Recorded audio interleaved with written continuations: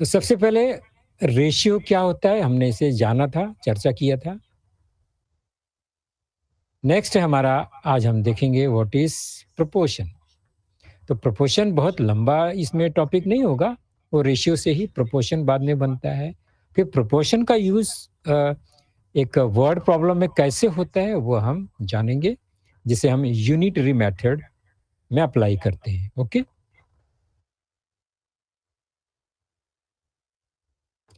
तो हमने रेशियो क्या होता है देखा था। रेशियो क्या है? कोई भी 2 नंबर है, उसका कंपैरिज़न इन डिवीज़न फॉर्म, तो ये होता है रेशियो। फॉर एग्ज़ाम्पल यहाँ पर हमने लिखा है 6, ये कॉलन और 9, कॉलन जो ये सिंबल है उसको हम इज़ टू पढ़ते हैं और ये this is the symbol of ratio. 6:9 and 20:15, ये रेशियो फॉर्म है। And we can write this ratio form in the fraction form, like 6/9 and 20/15। और इसका जो भी शॉर्टेस्ट फॉर्म होता है, वो हमें कैसे मिलेगा shortest form of the ratio?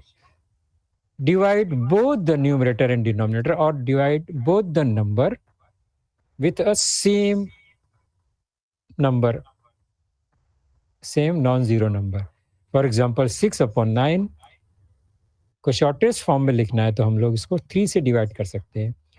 दोनों नंबर 3 से डिवाइड करेंगे एंड वी गेट 2/3। ये शॉर्टेस्ट और simplest form of the ratio है। सिमिलरली 20/15 को हम 5 से डिवाइड कर सकते हैं दोनों नंबर को, सो वी गेट 4/3। तो ratio and fraction and simplest form, ये हमने लास्ट टाइम इसका डिस्कशन किया था। ओके?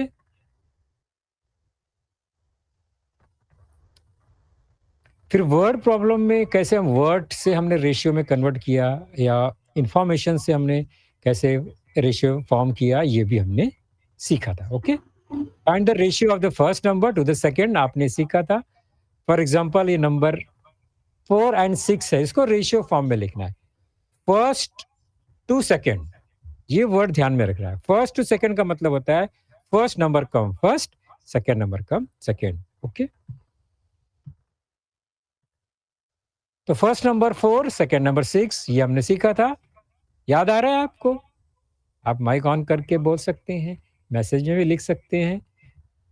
4/6। ओके? और इसको हम सिंपलेस्ट और शॉर्टेस्ट फॉर्म में कैसे लिखेंगे? तो डिवाइड बाय 2, दोनों को 2 से डिवाइड कर सकते हैं और हमें मिलेगा number 2/3। 4 divide by 2 that is 2, and 6 divide by 2 equals 3। 2/3 ये हो गया रेशियो, शॉर्टेस्ट फॉर्म। तो रेशियो हो क्या हुआ? ये 2:3। ओके। दूसरा एग्जांपल हमने लिया था, आपने सीखा है, रिपीट हो रहा है ना, ऐसा लग रहा है कि अरे सर ने तो बताया था। तो बताना जरूरी है क्योंकि 1 वीक हो गया है, थोड़ा सा रिकॉल करना भी चाहिए। और फर्स्ट नंबर और सेकेंड नंबर आप कर सकते हैं इसको, मुझे करने की जरूरत है क्या? First number upon second number, क्या क्या नंबर है ये? 10 एंड 40। फिर इसको किसी एक कॉमन नंबर से डिवाइड करना है और फिर जो भी शॉर्टेस्ट फॉर्म मिलेगा उसको हमें रेशियो फॉर्म में लिखना है। इतना ये मेथड है।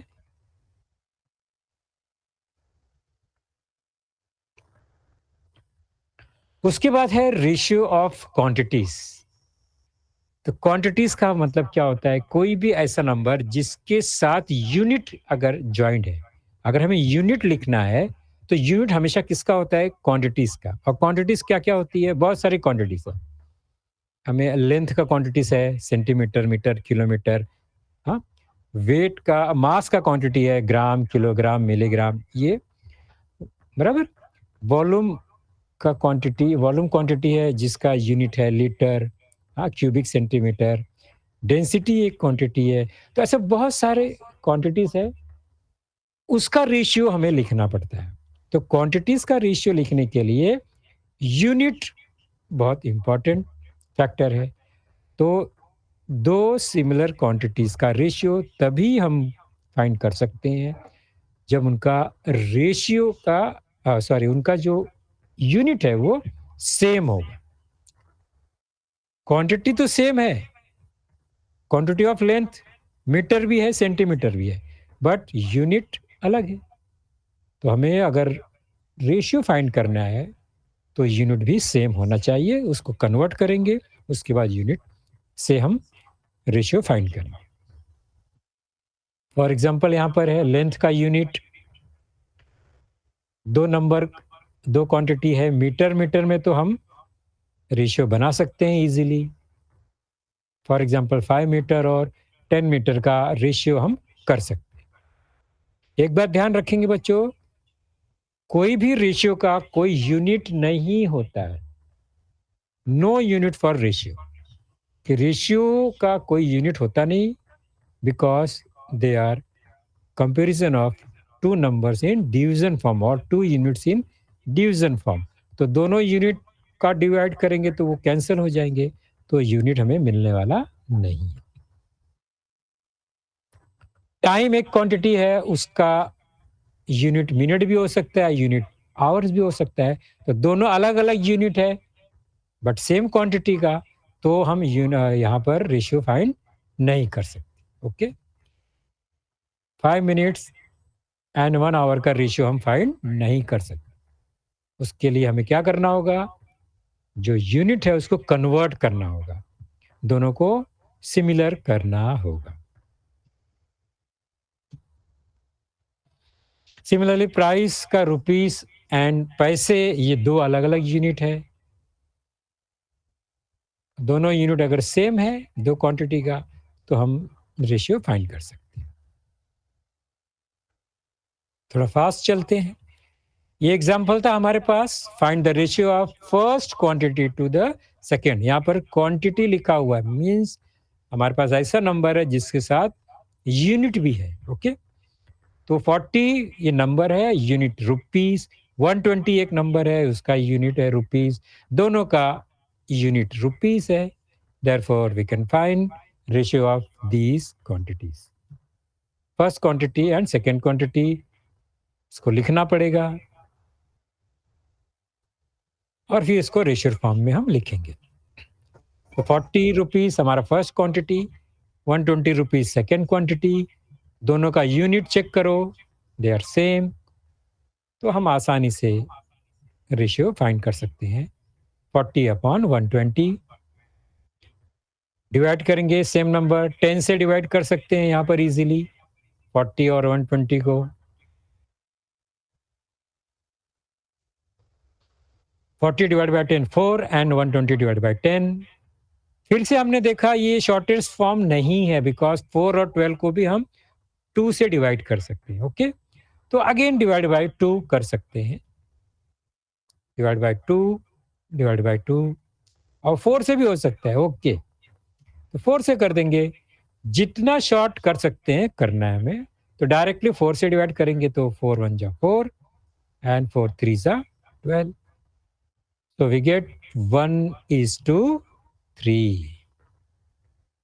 तो रेशियो हमने इजीली फाइंड कर लिया, because unit of both quantities are same. Next हमने एक एग्जांपल लिया था, ये 2 क्वांटिटी है बट यूनिट्स आर डिफरेंट।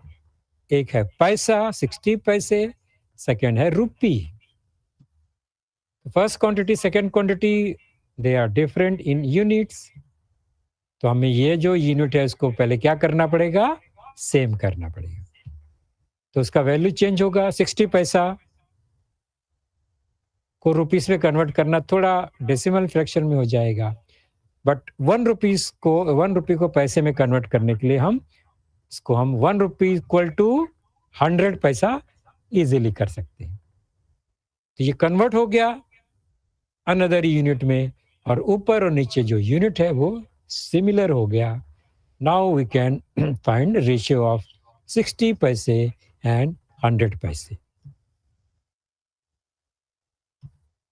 तो फर्स्ट क्वांटिटी हमारा 60 पैसा है पहले से ही. सेकेंड क्वांटिटी कन्वर्ट हो गया 100 पैसा में. Okay, therefore ratio is equal to 60 upon 100. 10 से डिवाइड होगा, दिख रहा है 0 0 है यूनिट में, तो easily we can divide it by 10. 6 upon 10 मिल गया. फिर हम देख रहे हैं 6 और 10 को फिर से और शॉर्ट में कर सकते हैं, डिवाइडेड बाय 2, और हमें मिलेगा 3 अपॉन 5. ये शॉर्टेस्ट फॉर्म हो गया. तो रेशियो है 3:5. अभी रेशियो हमें कैसे मिला? हमने यूनिट को सेम किया, सिमिलर कर दिया, तो हमने रेशियो फाइंड किया. ओके,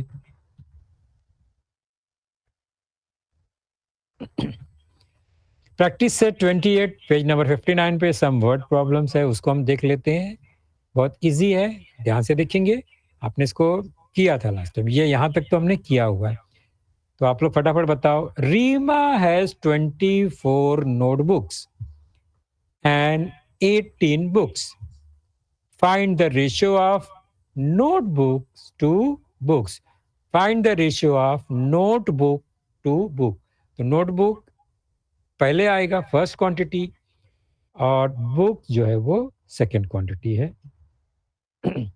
दोनों बुक्स है.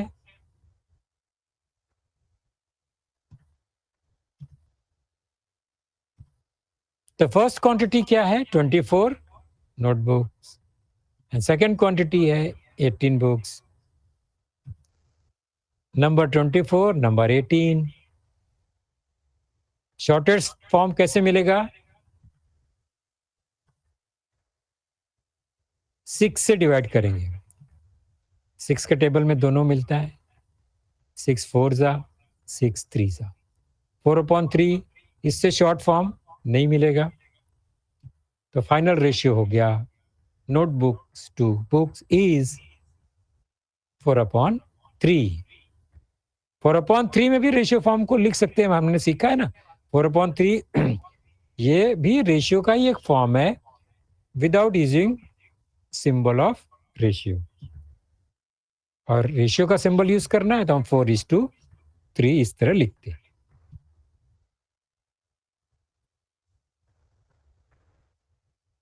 क्लियर हो गया? इसमें कोई डाउट अभी तक तो नहीं होना चाहिए.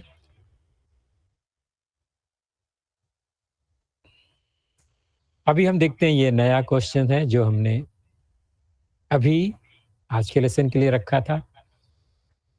क्या है? ध्यान से पढ़ते हैं पहले. रेशियो किसका फाइंड करना है ये कैसे मालूम पड़ेगा? जब तक आप उसको ध्यान से केयरफुली उसको पढ़ोगे नहीं, तो हमें समझ में नहीं आएगा कौन सा 2 यूनिट है, किसका रेशियो फाइंड करना है.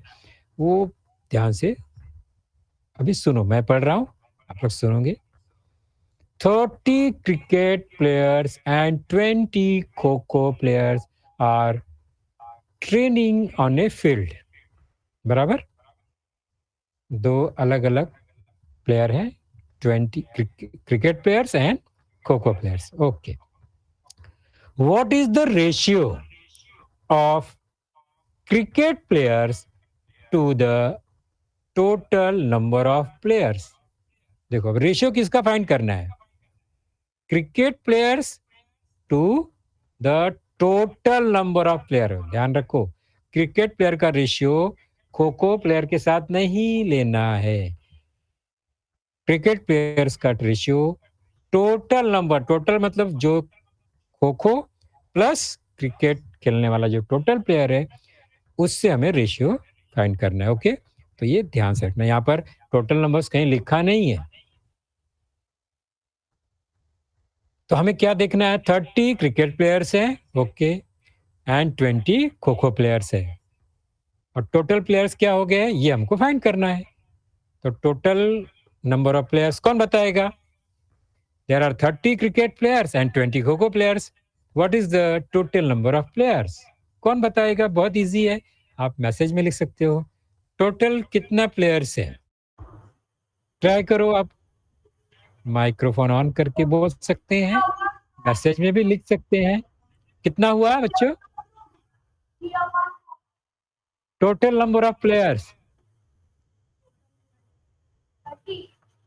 30 क्रिकेट प्लेयर है, 20 खो खो प्लेयर्स हैं, दोनों मिला के कितना हो गया total? 50। Very good. Total numbers of player हो गए 50, बराबर, ये आपको पता चल गया। तो फर्स्ट क्वांटिटी क्रिकेट प्लेयर्स का है और सेकंड क्वांटिटी हमारा क्या होगा? किसके साथ हमें रेशियो फाइंड करना है? Total number of player. ये इंपॉर्टेंट स्टेप है, रेशियो किसका बनाना है? तो क्रिकेट प्लेयर्स का और टोटल नंबर ऑफ प्लेयर्स का। तो क्रिकेट प्लेयर्स कितने हैं टोटल और टोटल नंबर ऑफ प्लेयर कितना है, ये हमें फाइंड करना है। पहला क्रिकेट प्लेयर्स के बॉक्स में क्या आएगा? 30। Very good. तो मैं ये बॉक्स बना लेता हूं और उसके बाद फिर आप इसको फिल करेंगे, ये वर्कशीट जैसा होगा। चलो स्टार्ट करते हैं। तो सबसे पहला बॉक्स है क्रिकेट प्लेयर्स, वो है 30। Good. Next, total number of players कितने होंगे? किसको किसको ऐड करना है? 30 एंड 20, टोटल कितना हुआ? 50। Very good. और फिर रेशियो किसका फाइंड करना है? Number of cricket players that is 30 versus किसका? Total number of players 50। अभी मुझे बताओ, 30 और 50 को शॉर्ट फॉर्म में लिखना है, कौन सा नंबर से डिवाइड होगा ये दोनों? 30 एंड 50 डायरेक्ट 10 से। 10 तो बहुत इजी नंबर हो गया, दोनों को 10 से डिवाइड कर सकते। 30 डिवाइड बाय 10 क्या मिलेगा हमें? 3। And 50 divide by 10 5। Very good. तो क्या रेशियो हो गया? 3/5 और 3:5 भी लिख सकते हैं हम। ओके, दोनों आंसर राइट है। तो हमारा बॉक्स भरना था तो हमने भर दिया। तो ये हो गया रेशियो। अभी नेक्स्ट इसमें एक मेन पॉइंट है, प्रोपोर्शन। What is proportion? चलो देखते हैं। तो प्रोपोर्शन भी, जो प्रोपोर्शन का रिलेशन है वो रेशियो से ही है। क्या मतलब है इसका? चलो देखते हैं, ध्यान से सुनेंगे समझेंगे, बहुत इजी है ये। फॉर एग्जाम्पल देखो, रेशियो क्या होता है? आपने देखा रेशियो है दो नंबर का, दो डिफरेंट नंबर का, दो डिफरेंट क्वांटिटीज का कंपैरिजन। ओके। और प्रोपोर्शन क्या होता है? दो अलग अलग रेशियो का कंपैरिजन।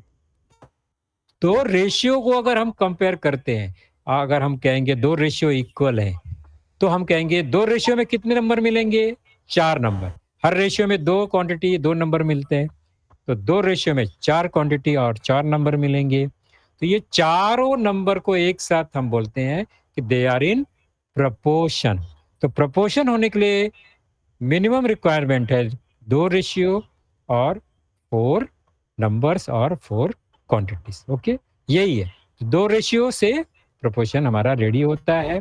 तो proportion is an equation stating that two ratios are equal, या हम कहेंगे when two ratios are equal, दो रेशियो अगर इक्वल है, they are said to be in proportion। तो दो रेशियो है, दोनों इक्वल है, तो हम बोलेंगे ये क्या है? they are in proportion। who are in proportion? the ratios are in proportion, or 4 quantities are in proportion, or 4 numbers in proportion। A ratio compares two quantities, हमने अभी सीखा। While a proportion is a statement that two ratios are equal, meaning involves 4 quantities। Ratio में 2 quantity, proportion में 4 quantities होते हैं। Example, ये है एक रेशियो 4:3, क्लियर। ये दूसरा रेशियो है 8:6। नंबर अलग अलग है, बट इनका फाइनल वैल्यू क्या है, शॉर्टेस्ट फॉर्म क्या है।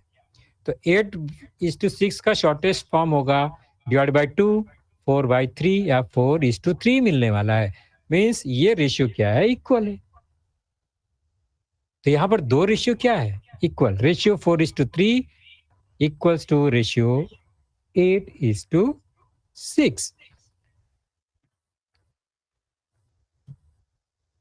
तो 4:3 and 8:6 are in proportion। और प्रोपोर्शन के लिए ये एक डबल कॉलन का सिंबल यूज करते हैं नॉर्मली, लेकिन आपके स्टैंडर्ड में अभी फिलहाल हम इक्वल का ही साइन या सिंबल यूज करेंगे।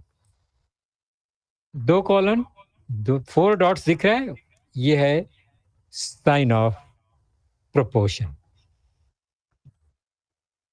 तो 4 नंबर कौन कौन सा, 4, 3, 8, 6, ये सीक्वेंस में 4, 3, 8, 6, ये 4 नंबर है।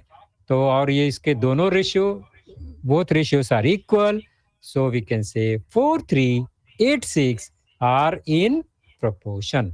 आपसे किसी ने बोल दिया 4, 3, 8, 6 आर इन प्रोपोर्शन, इसका क्या मीनिंग है, इसका मीनिंग है फर्स्ट टू क्वांटिटी 4, 3 का रेशियो and 8:6 का ratio, they are equal।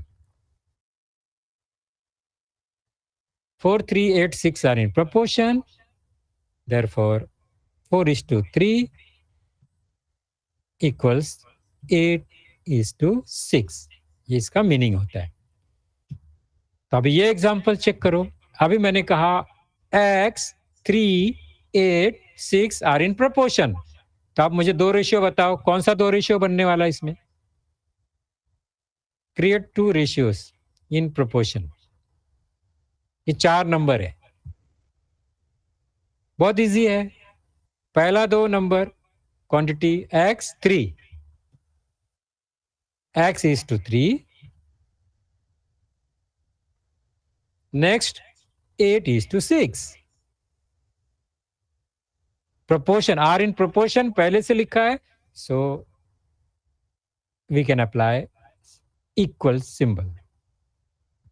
Next अभी मुझे बताओ, अभी आप लोग A B C D are in proportion, मुझे दो रेशियो बनाना है विच आर इन प्रोपोर्शन। कौन सा दो रेशियो बनने वाला है, चलो बताओ अभी। ए बी सी डी ये 4 क्वांटिटी है, 4 नंबर है, इसको प्रोपोर्शन में कैसे लिखेंगे, ट्राई करो।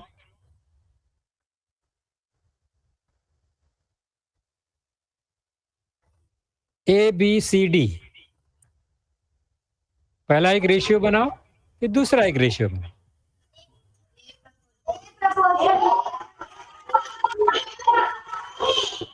A:B, पहला रेशियो, पहले हम रेशियो बनाएंगे A:B,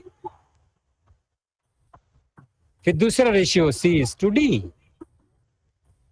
रेशियो बनाने के बाद हम उसको प्रोपोर्शन में शो करने के लिए इक्वल का साइन यूज करते हैं। चलो नेक्स्ट एक एग्जांपल और है आपके लिए, चलो बताओ अभी। 5T13N, yes very good, try करो 5 का। 5:T, 5:T, एक रेशियो। और नेक्स्ट 13:N, और दे आर इन प्रोपोर्शन, पहले से लिखा है, सो हमें यहाँ पर अप्लाई करना होगा इक्वल का सिंबल। तो प्रोपोर्शन होने पर हमें ये रेशियोस मिलते हैं, और रेशियो है तो हम इस तरह से बोल सकते हैं they are in proportion. Okay,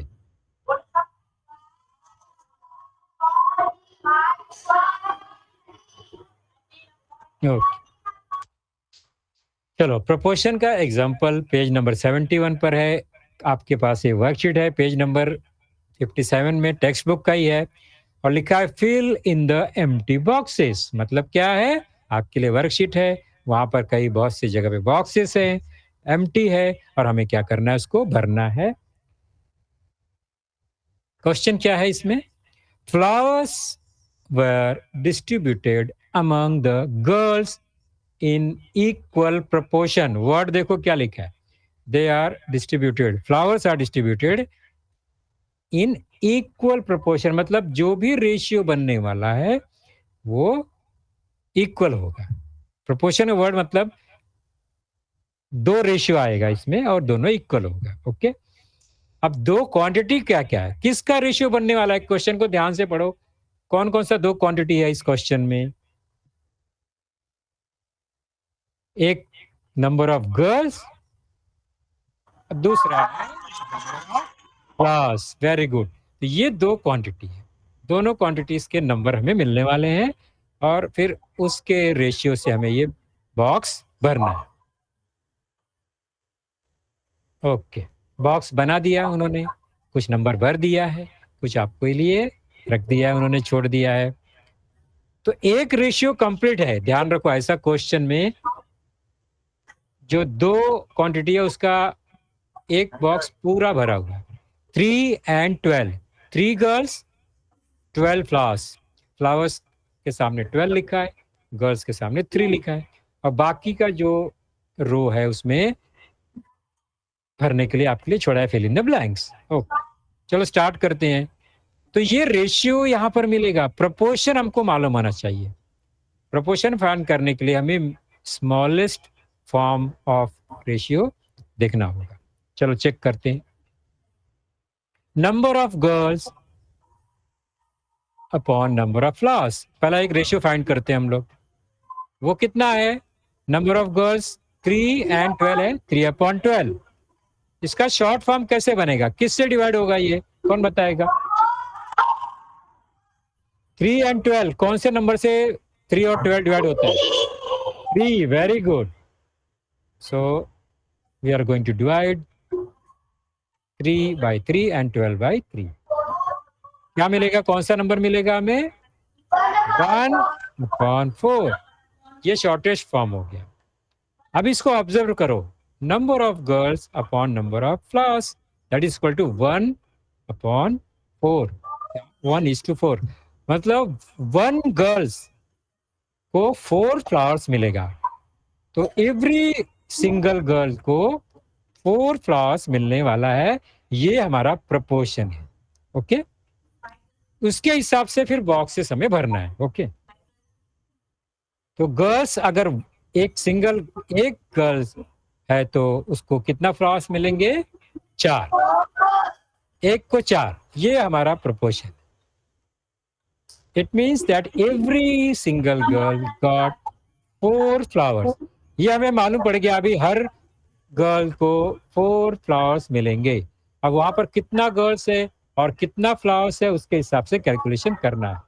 एक गर्ल को 4 फ्लावर, 2 गर्ल्स को 8 फ्लावर, 3 गर्ल्स को 12 फ्लावर, 4 गर्ल्स को 16 फ्लावर। ऐसा उल्टा कर सकते हैं, 4 फ्लावर्स एक गर्ल्स को, 8 फ्लावर 2 गर्ल्स को, 12 फ्लावर 3 गर्ल्स को। ये हमने इस रेशियो से कैलकुलेट कर दिया। चलो, the proportion of girls and flower is 1:4। Proportion क्या हुआ ये? 1:4। हर 4 फ्लावर्स के लिए 1 गर्ल, ये proportion, and it is written as 1:4 और their ratio is written as 1:4। अब ये आपको क्लियर हो गया। अब हम बॉक्स में चलते हैं। गर्ल्स है 5, सेकंड क्या है? गर्ल्स 5 है।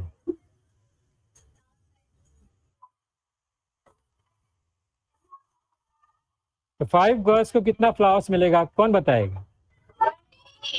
वेरी गुड, क्योंकि एक सिंगल गर्ल को 4 फ्लावर्स है, तो 5 गर्ल्स को 20। परफेक्ट। नेक्स्ट, यहाँ पर नंबर ऑफ फ्लावर्स 32 दिया, तो 32 फ्लावर्स कितने गर्ल्स में डिस्ट्रीब्यूट होगा? वाह, क्या बात है। और फाइनली 1 गर्ल तो 1 ही है, तो हमारा रेशियो क्या बोल रहा है? बहुत आसान। देखा हमने किस तरह से बॉक्स कंप्लीट कर दिया। वाह, आप लोग बहुत होशियार बच्चे हैं। अब ये प्रपोर्शन से हमें एक मेथड है यूनिटरी मेथड, जो हमारे लाइफ में, डे टू डे लाइफ में, कैलकुलेशन में ये बहुत यूजफुल है।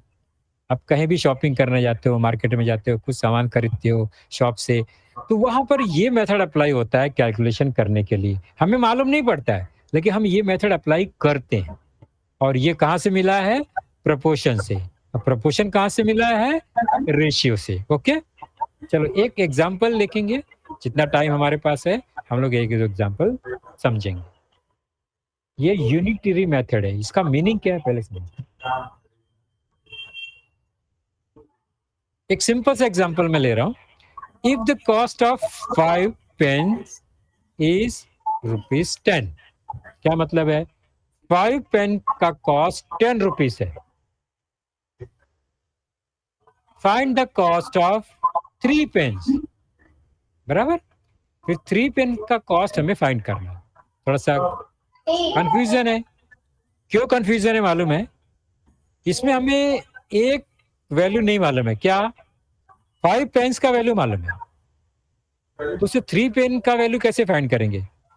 क्योंकि कोई भी वैल्यू फाइंड करना है तो हमें एक सिंगल का कॉस्ट पता होना चाहिए, फिर हम मल्टीपल का कॉस्ट फाइंड कर सकते हैं, है ना? चलो अभी इतना ही सोचते हैं। अभी next, if the cost of 3 books is ₹90, find the cost of 17 such books. फिर यहाँ कंफ्यूजन है। देखो ये क्वेश्चन आपने फेस किया होगा ना, आप शॉप में जाते तो ऐसा होता है।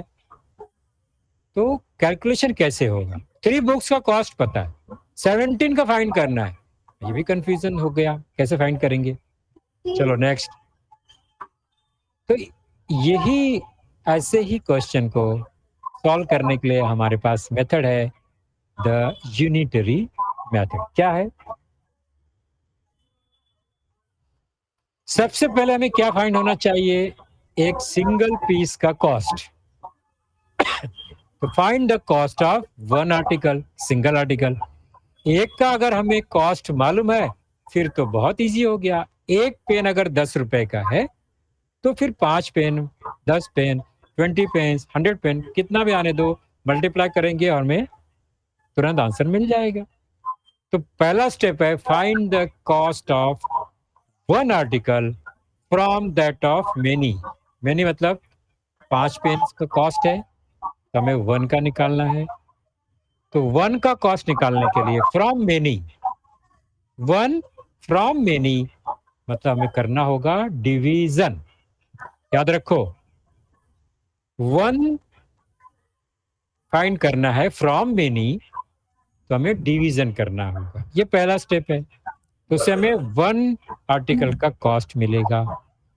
Next, then find the cost of many. 1 का मिल गया, फिर 1 से मेनी को फाइंड करना है।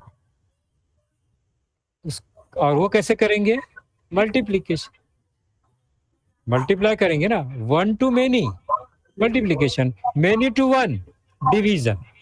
ये 2 स्टेप है, 2 ही मेजर स्टेप है। 1 आर्टिकल का वैल्यू फाइंड करना है बाय डिवीजन, फिर मेनी आर्टिकल्स का वैल्यू फाइंड करना है बाय मल्टीप्लीकेशन। अब ये कंफ्यूजन हो रहा है, चलो हम सॉल्व करें। तो मेन स्टेप पॉइंट, की पॉइंट क्या है? फर्स्ट की है मेनी टू 1, और उसके बाद 1 टू मेनी। पहले मेनी से 1 का वैल्यू, फिर 1 से मेनी का वैल्यू। ये जो सिस्टम है मेनी टू 1, 1 टू मेनी, इसको ही हम लोग बोलते हैं unitary method. This method of solving a problem is called the unitary method. कितना इजी है, 2 ही स्टेप है, पहला डिवीजन फिर मल्टीप्लिकेशन। चलो एक प्रॉब्लम सॉल्व करके ही देखते हैं तो आपको समझे। पहला क्वेश्चन क्या है, if the cost of 5 pens is ₹10, find the cost of 3 pens. First step क्या है, फर्स्ट स्टेप है कौन सा वैल्यू दिया है, कॉस्ट ऑफ 1 पेन फाइंड करना है हमें, कॉस्ट ऑफ 5 पेंस हमारे पास है, कॉस्ट ऑफ 1 पेन। देखो जो फाइंड करना है ना वो यूनिट को हमें ऊपर साइड यानी फर्स्ट लिखना है, फर्स्ट क्वांटिटी। तो कॉस्ट ऑफ 1 पेन फाइंड करने के लिए हमें 10 पेन का कॉस्ट और 5 पेन का कॉस्ट और नंबर ऑफ पेन। 5 पेन का 10 रुपीस है तो 1 पेन का वैल्यू निकालने के लिए हमें 10 और 5 में डिवीजन करना होगा। अब ये हमें क्वेश्चन हमारे पास है कि किसको किस से डिवाइड करना है, बहुत इंपॉर्टेंट बात है। नंबर ऑफ पेन को नंबर ऑफ कॉस्ट से डिवाइड करना है और कॉस्ट को नंबर ऑफ पेन से डिवाइड करना है। ये कैसे डिसाइड करेंगे, 10/5 लिखना है और 5/10 लिखना है। आपको कन्फ्यूजन होगा ना, सपोज किसी ने 5/10 लिख दिया तो क्या कॉस्ट ऑफ 1 पेन मिलेगा? समझो पहले किसको किस से डिवाइड करना है। कॉस्ट फाइंड करना है हमें, बराबर। जिसको भी फाइंड करना है वो हमेशा ऊपर होना चाहिए, अपर साइड में होना चाहिए, फर्स्ट क्वांटिटी होना चाहिए। कॉस्ट फाइंड करना है तो हमने कॉस्ट को ऊपर लिखा 10। अब पेन फाइंड करना है तो फिर पेन को ऊपर लिखेंगे। बात समझ में आ रही है?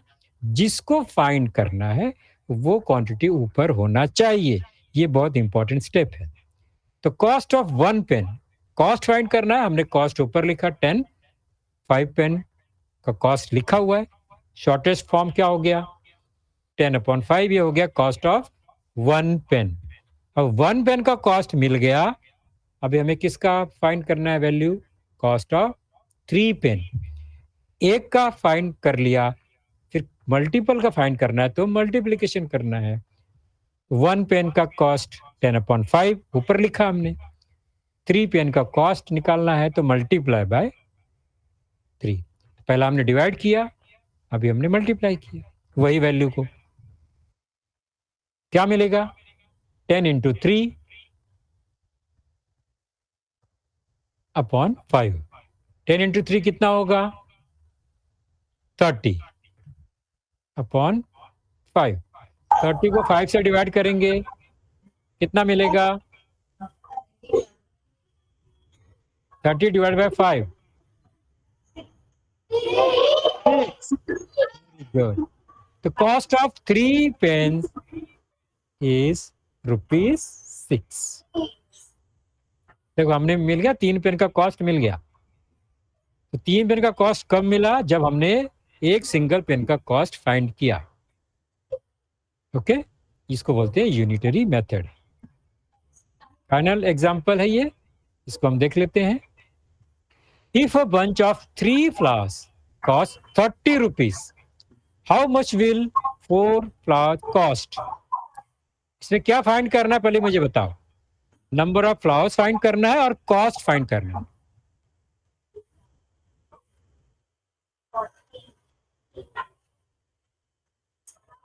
हमें क्या फाइंड करना है इसमें, ये क्वेश्चन में, वो पहला important, cost.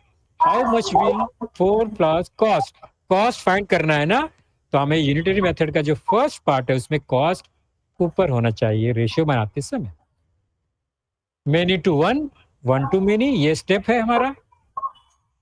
Cost of 1 flower क्या होगा, तो पहले कॉस्ट लिखेंगे ऊपर 30।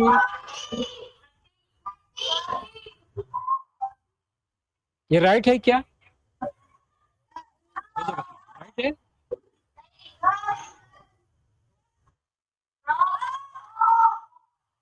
रॉन्ग है ना, तो मुझे क्या करना चाहिए था यहाँ,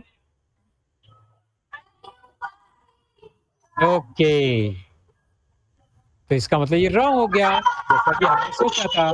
ये होना चाहिए 30/3 बराबर। तो ये रॉन्ग है, ये आपने परफेक्ट पहचाना। क्या होना चाहिए? 30 ऊपर होना चाहिए कॉस्ट, नंबर ऑफ फ्लावर नीचे। तो 30/3 ये हो गया कॉस्ट ऑफ 1 फ्लावर। अब 4 फ्लावर्स का कॉस्ट फाइंड करने के लिए मल्टीप्लाई बाय 4। मैंने 11 लिख दिया, क्यों भाई? रॉन्ग है, मतलब मैं दूसरा क्वेश्चन का यहाँ पर मैंने वैल्यू लिख दिया। ओके, तो ये भी रॉन्ग है। या क्या होना चाहिए? ओ गुड। तो 30 इंटू 11 आएगा? नहीं, वेरी गुड। Divide by 3। तो फाइनली क्या मिलेगा हमें? 30 इंटू 4 कितना आता है? 30 इंटू 4 120। 4 3 जा 12 एंड 0 अपॉन 3। 120 को 3 से डिवाइड करना है, कितना आएगा? 40। Very good. Cost of 4 flowers is ₹40। अब वैसे भी चेक कर सकते हो, 3 फ्लावर का 30, तो 1 फ्लावर का 10, 4 फ्लावर्स का 40। मिल सकता है ना? ओके, तो आपने समझा यूनिटरी मेथड क्या होता है? क्लियरली समझ में आया? पहला हमें मेनी टू 1 पे जाना है, फिर 1 टू मेनी पे जंप करना है। तो आज थोड़ा हैवी हो गया, ज़्यादा हमने क्वेश्चन सॉल्व नहीं किया, लेकिन नया नया हमने जो पॉइंट है, मेथड है, वो सीखा। Proportion and unitary method. Okay.